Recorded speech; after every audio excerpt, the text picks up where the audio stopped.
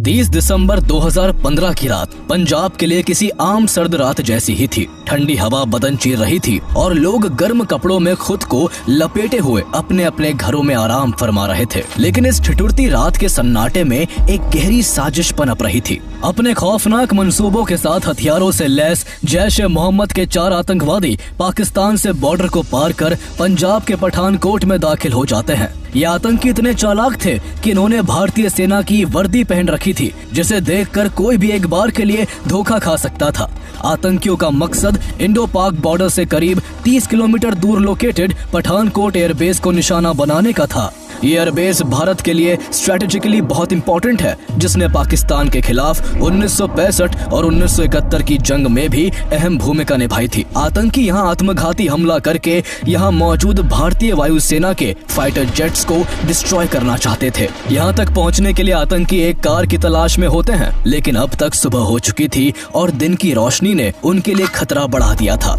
इसलिए वो दिन भर जंगलों और झाड़ियों में छिपे रहे। जब 31 दिसंबर का दिन ढला तो अंधेरा होते ही वो फिर से बाहर आ गए और जानियाल रोड पर किसी गाड़ी के गुजरने का इंतजार करने लगे। रात करीब 9:30 बजे आतंकियों की नजर यहीं से गुजर रही एक इनोवा कार पर पड़ी, जिसे एकागर सिंह नाम के शख्स चला रहे थे। गाड़ी को जब आतंकियों ने रुकने का इशारा किया तो एकागर सिंह उनकी इंडियन आर्मी की ड्रेस को देखकर धोखा खा गए और उन्होंने खुशी खुशी गाड़ी रोक दी। जैसे ही गाड़ी रुकी, आतंकियों ने उनका मोबाइल छीन लिया और उनका गला काटकर उनकी बॉडी को वही पास के खेत में फेंक दिया। आतंकियों को जल्दी थी, इसलिए वो गाड़ी को बड़ी तेज रफ्तार से चलाने लगे। इसी जल्दबाजी में उनकी गाड़ी कुछ दूर जाने के बाद ही रावी रिवर ब्रिज के धूसी टर्न के पास खराब हो गई। इसके चलते आतंकियों को मजबूरन इनोवा कार वही छोड़नी पड़ी। वो थोड़ी दूर जाकर गन्ने के खेतों में छिप गए और यहाँ से किसी दूसरी गाड़ी के गुजरने का इंतजार करने लगे। रात के 11 बज चुके थे कि तभी आतंकियों की नजर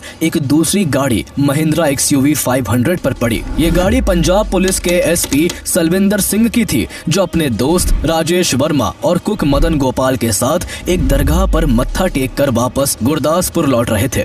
गाड़ी राजेश वर्मा चला रहे थे। जैसे ही वो कोलियन मोड़ के पास पहुंचे, आतंकियों ने उन्हें भी रुकने का इशारा किया। ये लोग भी उन आतंकियों की वेशभूषा को देखकर धोखा खा गए और उन्होंने भी उन्हें फौजी समझकर गाड़ी रोक दी। गाड़ी रुकते ही आतंकियों ने उन पर अपनी राइफलें तान दी और जबरदस्ती गाड़ी के अंदर घुसकर SP सलविंदर सिंह और उनके दोनों साथियों के हाथ पैर बांध दिए और उनके मोबाइल छीन लिए। उन्हीं के फोन से एक आतंकी ने पाकिस्तान में बैठे अपने आका काशिफ जान को फोन मिलाया और अपनी करंट लोकेशन की जानकारी देते हुए कहा कि उन्हें कार मिल गई है और वो जल्द ही टारगेट तक पहुंच जाएंगे। वो एयरफोर्स शब्द का बार बार जिक्र कर रहे थे, जिससे तीनों बंदी बने लोगों को इतना तो समझ आ गया था कि आतंकियों का मंसूबा इंडियन एयरफोर्स पर हमला करने का है। बात करने के बाद गाड़ी चलने लगी। चलती गाड़ी में ही आतंकियों ने उन तीनों को पहले तो लात घूंसो और राइफल की बट से खूब पीटा और फिर गुलपुर सिमली गांव के पास जंगल के इलाके में पहुंचते ही SP सलविंदर सिंह और कुक मदन गोपाल की आंखों पर पट्टी बांधकर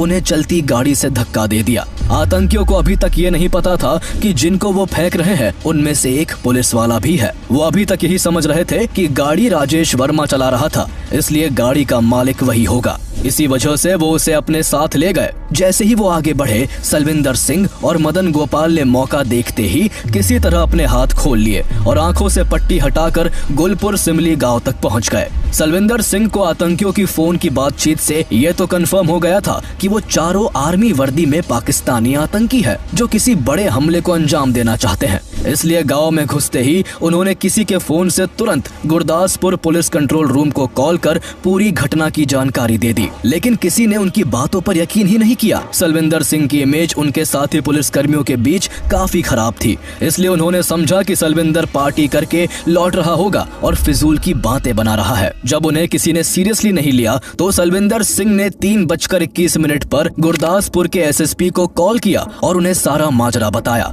उधर आतंकी लगातार राजेश वर्मा को पीट रहे थे और उसके फोन से पाकिस्तान में बैठे अपने हैंडलर से कांटेक्ट में बने हुए थे।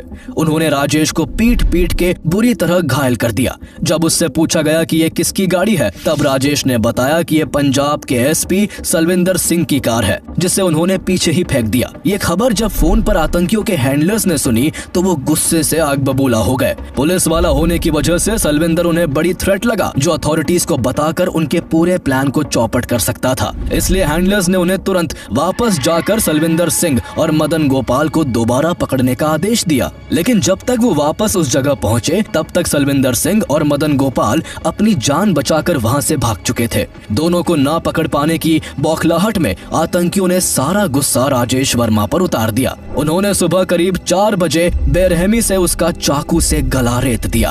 आतंकियों को यकीन था कि कुछ ही देर में राजेश की मौत हो जाएगी, इसलिए उन्होंने उसको गाड़ी से बाहर निकालकर पास के खेत में ही फेंक दिया। इसके बाद आतंकी तो गाड़ी लेकर अपनी मंजिल की तरफ बढ़ गए, लेकिन बुरी तरह घायल राजेश वर्मा किसी तरह अपनी जान बचाने के लिए पास के ही गांव अकालगढ़ पहुंच गए, जहां से उन्हें हॉस्पिटल ले जाया गया, जहां उन्होंने पुलिस को सब कुछ बता दिया। इस बीच जिस पहले शख्स एकागर सिंह को आतंकियों ने मार डाला था, उनके देर रात तक घर न लौटने पर उनके परिवार ने पास के पुलिस स्टेशन में उनकी गुमशुदगी की रिपोर्ट दर्ज करवा दी थी। उधर एसपी सलविंदर सिंह भी बार बार बड़े बड़े पुलिस अधिकारियों से कांटेक्ट कर उन्हें आतंकी हमले के खतरे को लेकर आगाह कर रहे थे। कुछ ही घंटों में एक ही एरिया में लगातार एक ही तरह की घटनाओं की खबर से पुलिस हरकत में आ गई। इसके बाद पठानकोट से लेकर दिल्ली तक, जम्मू से लेकर उधमपुर तक और चंडीगढ़ से लेकर पंचकुला तक फोन की घंटियां लगातार बजने लगी। जल्द ही ये खबर होम मिनिस्ट्री, डिफेंस मिनिस्ट्री और प्राइम मिनिस्टर्स ऑफिस तक भी पहुंच गई। मानेसर, जहां नेशनल सिक्योरिटी गार्ड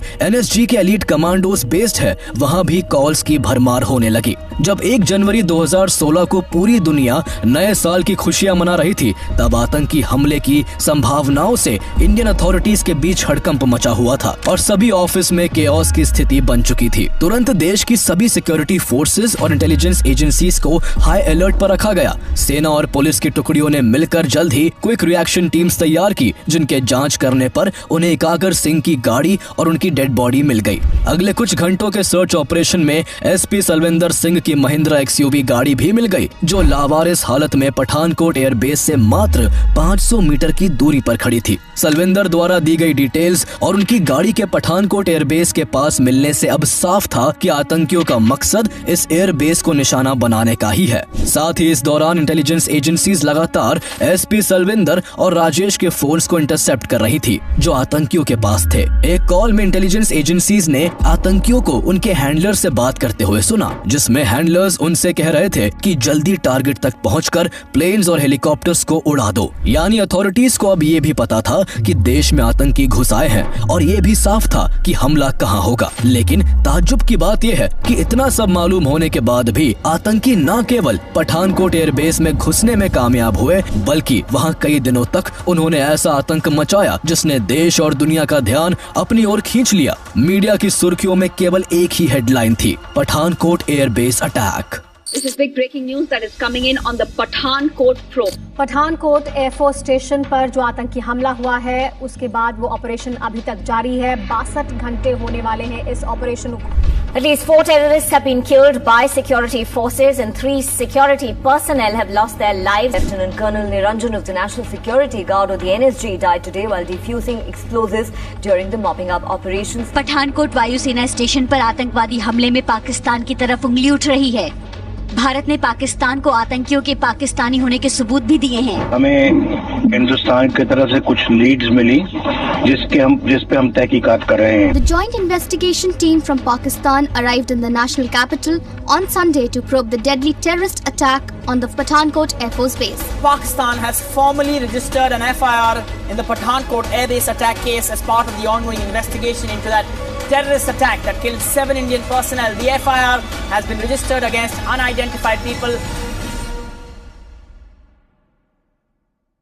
जब ये कंफर्म हो गया कि आतंकी पठानकोट एयरबेस को टारगेट करने वाले हैं, तो फौरन एयरफोर्स स्टेशन की सुरक्षा को बढ़ाया जाने लगा। कुछ ही देर में गरुड़ कमांडोज और डिफेंस सर्विस कॉर्प्स DSC की एक टीम स्टेशन के अंदर की सुरक्षा में तैनात कर दी गई। National security adviser Ajit Doval ने भी दिल्ली में army chief general Dalbir Singh Suhag, air chief marshal Arup Raha and intelligence bureau and RNAW के हेड्स के साथ एक हाई लेवल मीटिंग की। मीटिंग के बाद NSG की एक टीम को तुरंत पठानकोट के लिए एयरलिफ्ट करने का आदेश जारी कर दिया गया। इधर चारों आतंकी अभी तक पठानकोट एयरबेस में घुस नहीं पाए थे। वो पठानकोट एयरबेस की दीवार तक पहुंचने ही वाले थे कि तभी आतंकियों को उनके हैंडलर का कॉल आ जाता है। उनका हैंडलर उन्हें डांट कर कहता है कि वो चारों अभी तक एयरबेस में घुस क्यों नहीं पाए हैं, जबकि 2 लोगों का एक ग्रुप पहले ही टारगेट तक पहुंच चुका है। इसका मतलब था कि पठानकोट को दहलाने के लिए 4 नहीं बल्कि 6 आतंकी 2 ग्रुप्स में आए थे और पहला ग्रुप पहले से ही LOC को पार कर सभी की नजरों से बचते हुए पठानकोट एयरबेस में घुसकर छिपा बैठा था, जिनकी सिक्योरिटी फोर्सेस को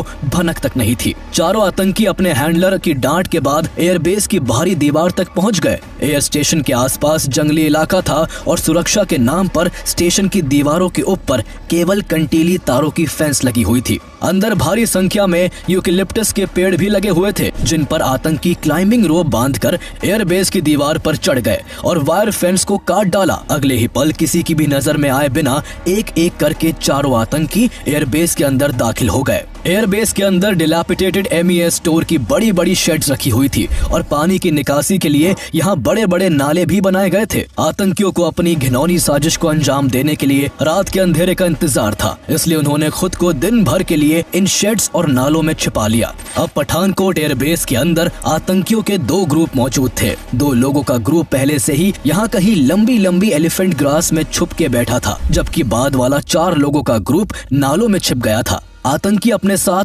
50 किलो एक्सप्लोजिव, 30 किलो ग्रेनेड्स और तेजी से आग पकड़ने वाले जेल भी लेकर आए थे, जिससे वो यहाँ के टेक्निकल एरिया तक पहुंचकर वहां स्टेशन्ड MiG-21 fighter jets, Mi-25 and Mi-35 attack helicopters, missiles और ड्रोन समेत सभी जरूरी चीजों को डिस्ट्रॉय कर सके। इधर पठानकोट एयरबेस के गेट के आसपास क्विक रिएक्शन टीम और DSC के जवान पोजीशन लेकर आतंकियों से भिड़ने का इंतजार कर रहे थे। उन्हें इस बात का जरा भी अंदाजा नहीं था कि वो जिन आतंकियों का गेट पर बेसब्री से इंतजार कर रहे हैं वो पहले ही एयरबेस में घुस के बैठे हुए हैं। शाम तक यहाँ मेजर जनरल दुष्यंत सिंह की लीडरशिप में NSG के 160 कमांडोज की एक टीम भी आ पहुंची। सभी कमांडोज ने जल्दी जल्दी अपनी पोजीशन ले ली। अब उन्हें बस उन आतंकियों का इंतजार था जिन्हें मिट्टी में मिलाकर वो पाकिस्तान को संदेश देना चाहते थे कि जब भी कोई भारत की सीमा में गलत इरादे से दाखिल होता है उसे उसकी कीमत अपनी जान देकर चुकानी पड़ती है। लेकिन आतंकी पूरे दिन बदबूदार नालों में चूहे की तरह दुबके रहे।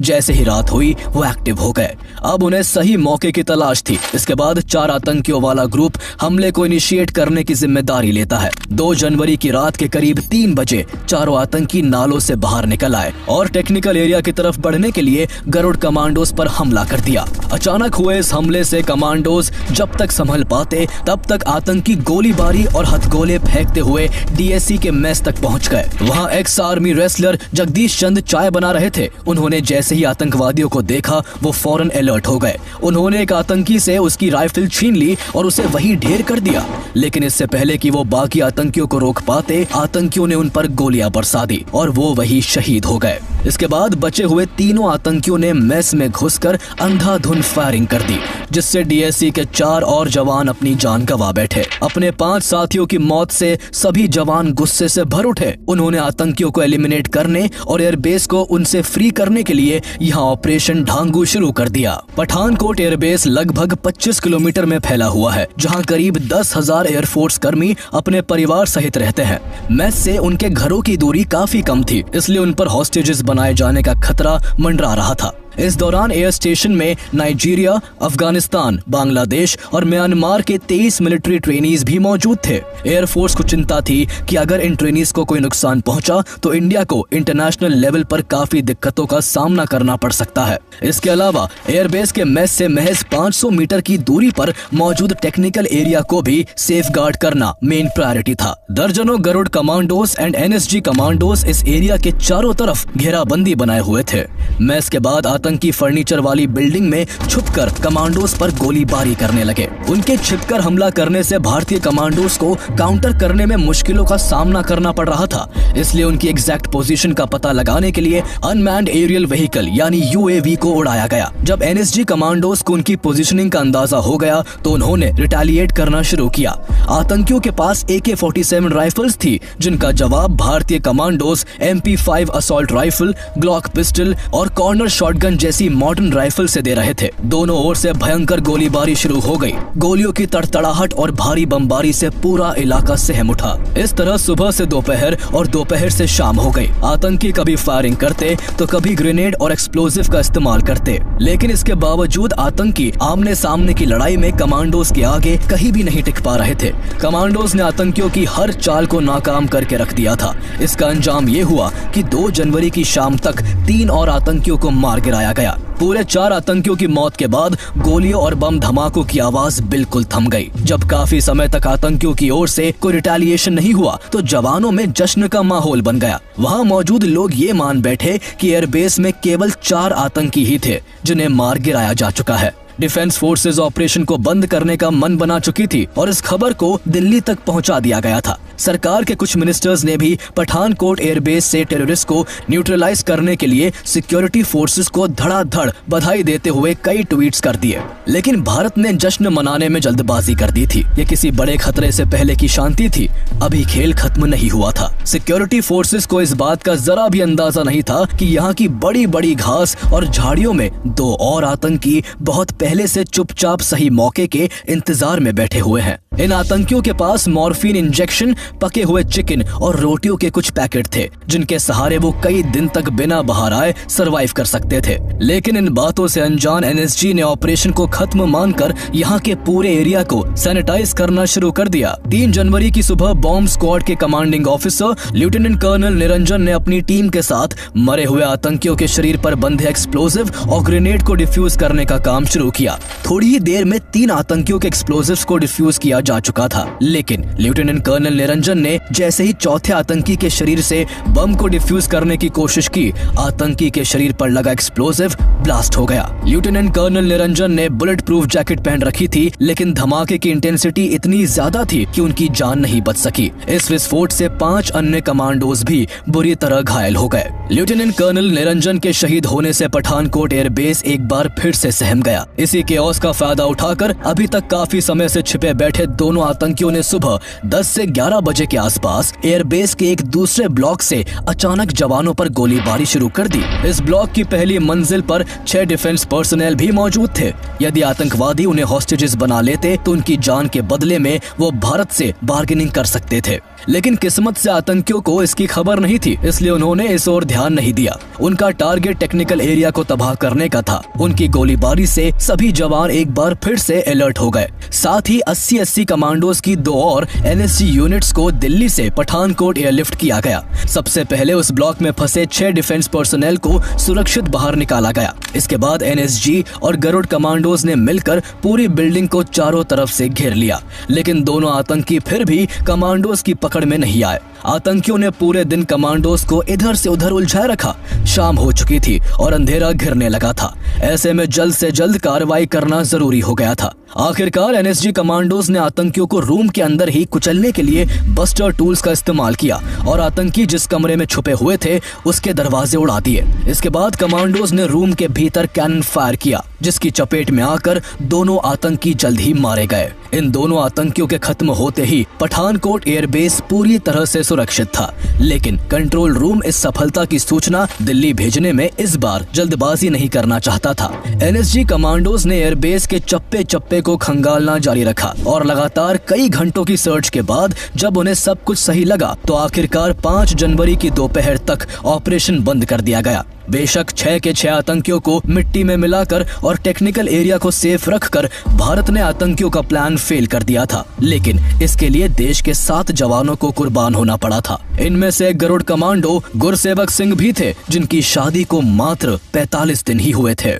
अपने जवानों की शहादत से पूरा देश शोक में डूबा हुआ था। सरकार इस हमले के लिए जिम्मेदार एक एक आतंकी को बेनकाब करना चाहती थी। इसलिए जब पठानकोट एयरबेस में आतंकियों को न्यूट्रलाइज करने के लिए जवानों का ऑपरेशन ढांगू चल रहा था, उसी दौरान पंजाब पुलिस एसपी सलविंदर सिंह और उसके दोनों साथियों राजेश और मदन गोपाल से पूछताछ कर रही थी। पुलिस जानना चाहती थी कि जिन आतंकियों ने एकागर सिंह को गला काट कर मार डाला था, उन्होंने सलविंदर को आखिर कैसे इतनी आसानी से छोड़ दिया। सलविंदर सिंह की इमेज पहले से ही पुलिस महकमे में खराब थी। वहीं उन्होंने इंटेरोगेशन के दौरान भी कई बार अपना बयान बदला, जिस कारण पुलिस को उन पर शक था। हालांकि बाद में उन्हें इस हमले से क्लीन चिट दे दी गई।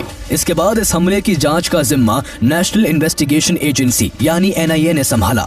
NIA ने पूरे पठानकोट एयरबेस की काफी बारीकी से जांच की, जिसमें NIA की टीम को एयरबेस के वेस्टर्न साइड से फेंस कटर, रोप, वूलन कैप और ग्लव्स मिले, जिसके सहारे आतंकियों ने एयरबेस में घुसपैठ की थी। NIA को नाले में कुछ जूतों के निशान भी मिले, जो मारे गए आतंकियों के जूतों से मेल खाते थे। साथ ही एजेंसीज ने आतंकियों की कॉल्स को इंटरसेप्ट करके पता लगाया कि सभी आतंकी पाकिस्तान से आए थे और इस पूरे हमले की योजना जैश-ए-मोहम्मद के सरगना मौलाना मसूद अजहर और उसके भाई मुफ्ती अब्दुल रऊफ असगर ने बनाई थी। हमले के दौरान उन्हें पाकिस्तान से काशिफ जान गाइड कर रहा था और उनकी 6 महीनों तक बहावलपुर में अशफाक अहमद और हाजी अब्दुल शकूर ने ट्रेनिंग करवाई थी। जैश-ए-मोहम्मद ने उन 6 आतंकियों की मिलिट्री जैसी सख्त ट्रेनिंग के बाद पठानकोट एयरबेस को दहलाने के लिए एक आत्मघाती मिशन पर भेज दिया था। लेकिन जैश-ए-मोहम्मद का मकसद इस तरह केवल भारत के एयरबेस को नुकसान पहुंचाने का नहीं था, बल्कि जैश इस बार एक तीर से 2 निशाने लगाना चाहता था। दरअसल उस समय भारत और पाकिस्तान अपने संबंधों को संभालने में लगे हुए थे। इस हमले से केवल 6 दिन पहले ही 25 दिसंबर 2015 को नरेंद्र मोदी काबुल से लौटते वक्त अचानक से पाकिस्तान के लाहौर जा पहुंचे थे और पाकिस्तानी प्राइम मिनिस्टर नवाज शरीफ से मुलाकात की थी। नरेंद्र मोदी इस दौरान लाहौर में शरीफ के पाकिस्तान समारोह में भी शामिल हुए थे। ये 2004 के बाद पहला मौका था जब भारत के प्राइम मिनिस्टर ने पाकिस्तान का दौरा किया था। नरेंद्र मोदी ऐसा करके सालों से बिगड़ते रिश्ते को फिर से पटरी पर लाना चाहते थे, लेकिन इस तरह दोनों देशों की नजदीकियों को जैश-ए-मोहम्मद ने अपने एग्जिस्टेंस के लिए एक बड़े खतरे के रूप में देखा। इसलिए उसकी इस अटैक की साजिश का मकसद भारत की एयर पावर को कम करने के साथ साथ भारत और पाकिस्तान के बीच उभर रही दोस्ती पर चोट करना था। इस अटैक में जैश-ए-मोहम्मद का हाथ होने की वजह से इंडिया पाकिस्तान के बीच जो शांति की राह बन रही थी वो टूट गई और भारत ने किसी भी तरह की पीस टॉक्स को तुरंत पोस्टपोन कर दिया। इंडिया ने पाकिस्तान पर टेररिज्म के खिलाफ एक्शन लेने का प्रेशर बनाया, जिसके चलते पाकिस्तान ने कुछ कार्रवाई भी की और जैश-ए-मोहम्मद के कई मेंबर्स को अरेस्ट कर लिया। मसूद अजहर को प्रोटेक्टिव कस्टडी में रखा गया, हालांकि उसे कहाँ रखा गया है इसकी जानकारी किसी को नहीं दी गई। आगे चलकर इनसफिशिएंट एविडेंस का हवाला देकर पाकिस्तान ने मसूद अजहर को रिलीज कर दिया, जिससे भारत की नाराजगी और बढ़ गई। भारत ने जब पाकिस्तान पर और प्रेशर डाला तो पाकिस्तान ने हमले की जांच के लिए मार्च 2016 में अपनी एक 5 सदस्यीय जॉइंट इन्वेस्टिगेशन टीम को भारत की परमिशन से पठानकोट भेजा। 3 दिन तक पाकिस्तान की इन्वेस्टिगेशन टीम ने यहाँ से कई एविडेंस कलेक्ट किए और इस दौरान कुछ विटनेसेस के स्टेटमेंट्स भी रिकॉर्ड किए। इसके बाद अपनी जांच पूरी करके ये टीम वापस पाकिस्तान लौट गई। पाकिस्तान पहुँचते ही इस टीम में शामिल लोगों ने अपना असली रंग दिखाना शुरू किया और ये दावा किया कि अटैक इंडिया द्वारा किया गया फॉल्स फ्लैग ऑपरेशन था, जिसका मोटिव केवल पाकिस्तान को बदनाम करने का था। जब पाकिस्तान की जॉइंट इन्वेस्टिगेशन टीम ने पठानकोट अटैक की इन्वेस्टिगेशन के लिए इंडिया आने का प्रपोजल दिया था तो दोनों देशों के बीच ये म्यूचुअली डिसाइड हुआ था कि उनकी विजिट के बाद NIA की भी एक टीम पाकिस्तान आकर इसकी इन्वेस्टिगेशन करेगी। लेकिन इसके बाद पाकिस्तान ने भारत को जांच का भरोसा तो दिया, लेकिन बाद में पाकिस्तान अपने वादे से मुकर गया। इसको लेकर then foreign minister Sushma Swaraj ने पाकिस्तान की कड़ी आलोचना करते हुए कहा था कि जब तक पाकिस्तान पठानकोट अटैक पर कॉन्क्रीट स्टेप्स नहीं उठाता तब तक दोनों देशों के बीच कोई भी डायलॉग संभव नहीं होगा, क्योंकि टेररिज्म और पीस टॉक दोनों एक साथ नहीं चल सकते। हालांकि पाकिस्तान ने फिर भी कोऑपरेट नहीं किया। भले ही पाकिस्तान के कोऑपरेट ना करने से इंडियन गवर्नमेंट का रुख उसकी तरफ फिर से सख्त हो गया था, लेकिन इस पूरी सिचुएशन में इंडियन सिक्योरिटी सिस्टम की लापरवाही को लेकर भी सवाल उठ रहे थे। हमले के पहले तक पठानकोट एयरबेस की सुरक्षा काफी कमजोर थी। एयरबेस की दीवार के चारों ओर गश्त के लिए कोई सड़क नहीं थी और उसकी दीवार कई जगह से सिविलियंस के मकानों से सटी हुई थी। हैरानी की बात यह थी कि इसके बावजूद एयरफोर्स ने इस एयरबेस के आसपास एनक्रोचमेंट रोकने का कोई प्रयास नहीं किया था, जिस कारण आतंकियों द्वारा यहाँ किसी भी वक्त एक बड़ा हमला पॉसिबल था। भारत की इंटेलिजेंस एजेंसीज महीनों से भारत पर कोई बड़े आतंकी हमले की आशंका जता रही थी और हमले से कुछ महीने पहले तक भारत में पाकिस्तानी इंटेलिजेंस एजेंसी ISI के कई एजेंट्स अरेस्ट किए जा चुके थे।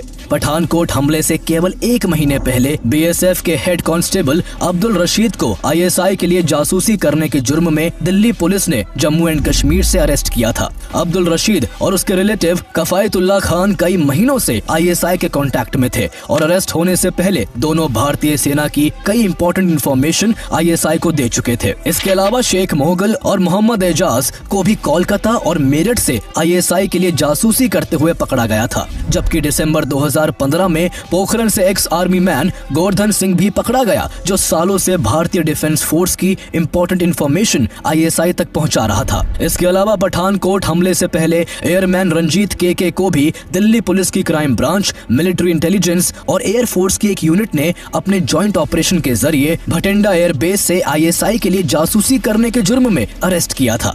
रंजीत के जो 2010 से ही भटिंडा एयरबेस में तैनात था, उसे दामिनी मैकडॉट नाम की एक महिला ISI एजेंट ने फेसबुक पर हनी ट्रैप में फंसाया और उसका इस्तेमाल भटिंडा, पठानकोट, अमृतसर, आगरा, अंबाला और श्रीनगर के एयरबेस की सेंसिटिव इंफॉर्मेशन हासिल करने के लिए कहा। अरेस्ट होने से पहले तक रंजीत के कई एयरबेस की फाइटर एयरक्राफ्ट की संख्या और ट्रांसपोर्टेबल रेडार यूनिट्स की एग्जैक्ट लोकेशन की जानकारी ISI तक पहुंचा चुका था। ISI ने उससे western and northern air commands में चलने वाली लाइव एयर एक्सरसाइजेस और इंडिया रशिया मिलिट्री एक्सरसाइजेस से जुड़ी जानकारी भी मांगी थी, लेकिन उससे पहले ही वो गिरफ्तार कर लिया गया था। एक साल में इतने बड़े स्केल पर देश से ISI के कई एजेंट्स के पकड़े जाने से स्पष्ट था कि Pakistan based terrorist organisations Indian airbase पर जरूर कोई बड़ा हमला प्लान कर रहे थे। हमले से पहले इंडियन डिफेंस फोर्सेस के पास SP सलविंदर और राजेश वर्मा की गवाही से लेकर उनकी कार का आतंकियों द्वारा पठानकोट एयरबेस के केवल 500 मीटर के दायरे में खड़ी करने तक कई इंफॉर्मेशंस थी, लेकिन इसके बावजूद आतंकी पठानकोट एयरबेस की सुरक्षा में सेंध लगाकर घुसने में सफल हो गए थे। बाद में मिनिस्ट्री ऑफ होम अफेयर्स ने इस हमले की जांच के लिए एक स्टैंडिंग कमेटी बनाई। कमेटी ने भी पठानकोट एयरबेस को विजिट करके अपनी रिपोर्ट में इंडियन डिफेंस फोर्सेस की लापरवाही को लेकर फटकारा। स्टैंडिंग कमेटी का कहना था कि अगर सेंटर इस मामले को गंभीरता से लेता और इंटेलिजेंस एजेंसीज ने सही तरीके से काम किया होता तो आतंकी कभी एयरबेस में घुस ही नहीं पाते। कमेटी ने आगे कहा कि इतने टेरर अलर्ट्स के बावजूद आतंकियों का पठानकोट एयरबेस में घुसना और वहां गोलीबारी करना इंटेलिजेंस एजेंसीज और सिक्योरिटी फोर्सेस के बीच के लैक ऑफ कोऑर्डिनेशन को दर्शाता है। सिक्योरिटी एजेंसीज ना तो समय रहते खतरे को भांप सकी और ना ही तेजी से एक्शन ले सकी। हालांकि आतंकियों के एयरबेस में घुसने के बाद भारतीय जवानों ने उनका सामना काफी अच्छे से किया। जवानों की वजह से जैश ए मोहम्मद के आतंकी एयरबेस के टेक्निकल एरिया तक नहीं पहुंच पाए थे, जिस वजह से एयरफोर्स का बड़ा नुकसान होते होते बचा था।